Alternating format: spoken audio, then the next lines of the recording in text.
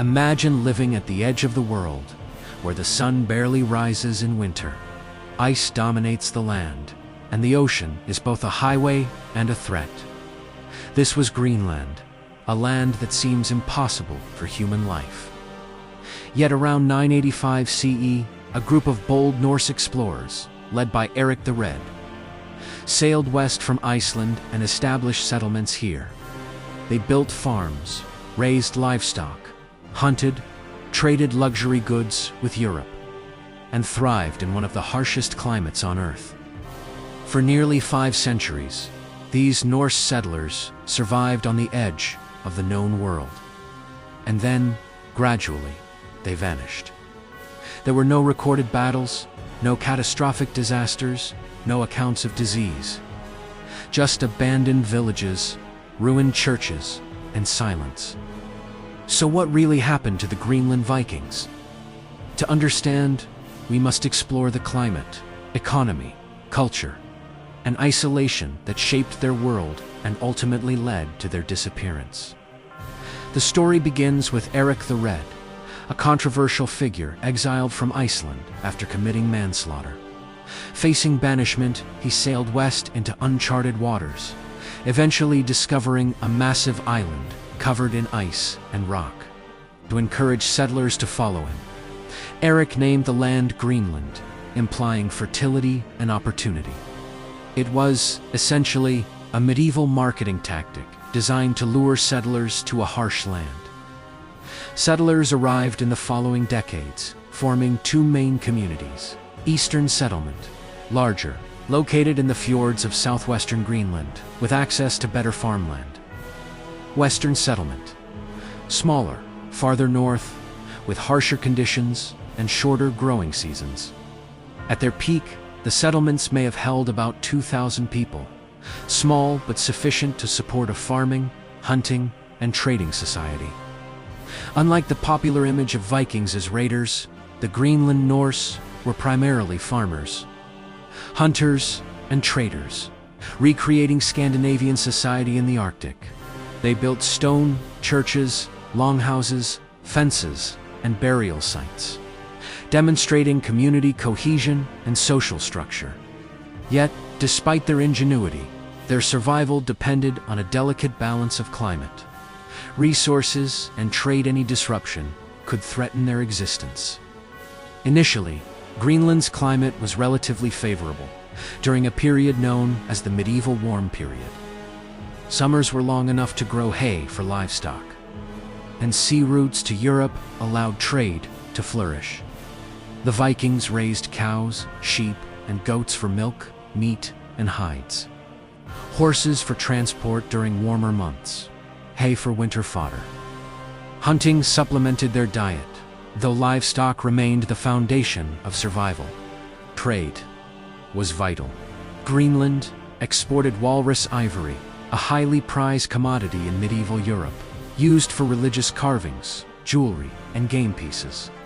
In return, they imported iron tools, timber, grain, and cloth necessities for survival in such a remote environment.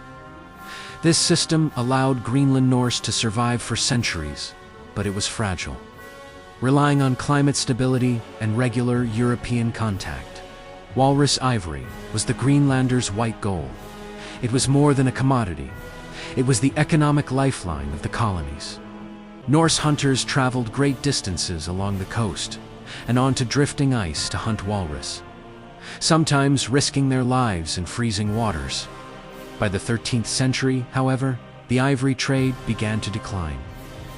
African elephant ivory flooded European markets, reducing demand for Greenlandic walrus tusks. This trade collapse had dramatic consequences. Fewer ships reached Greenland. Iron tools, timber, and grain became scarce. Communities grew more isolated and vulnerable. Without trade, Greenlanders had fewer resources to adapt to environmental changes. Around 1250 CE, Greenland entered the Little Ice Age, a period of prolonged cooling that lasted centuries. Summers shortened, winters lengthened, and sea ice expanded, cutting off trade and making navigation hazardous. The effects on Greenlanders were severe. Hayfields shrank, leaving insufficient winter fodder. Livestock mortality increased, particularly among cattle and sheep. Famine became a constant threat. Archaeology confirms the stress. Animal bones show early slaughtering, while human skeletons reveal malnutrition and dietary stress. Some regions even experienced drought, reducing pastures further. The environment had shifted from a challenge to an existential threat.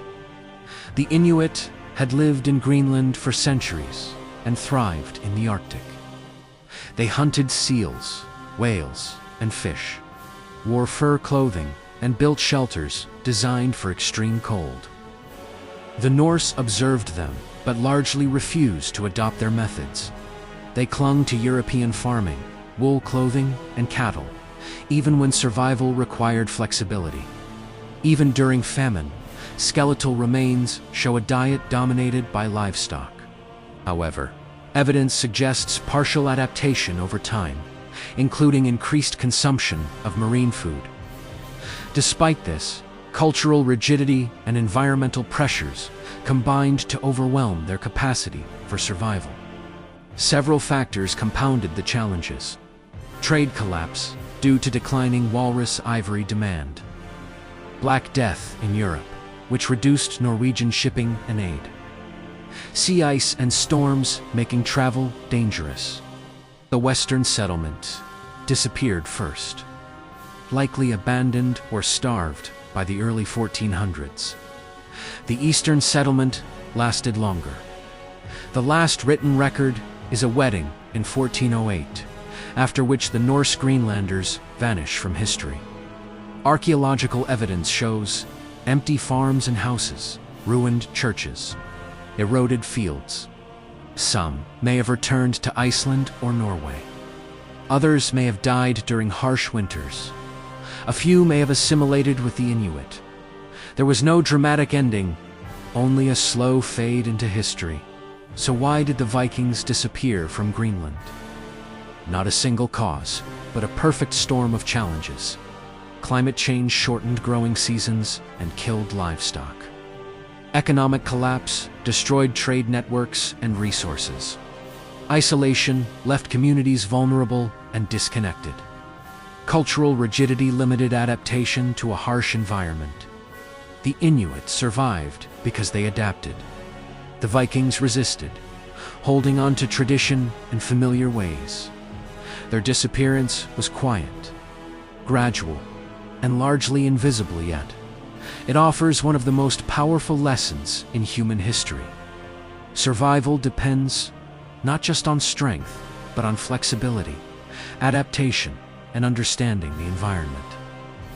The ruins of Norse Greenland remain as silent witnesses to a society that once thrived at the edge of the world, enduring for centuries before fading into history.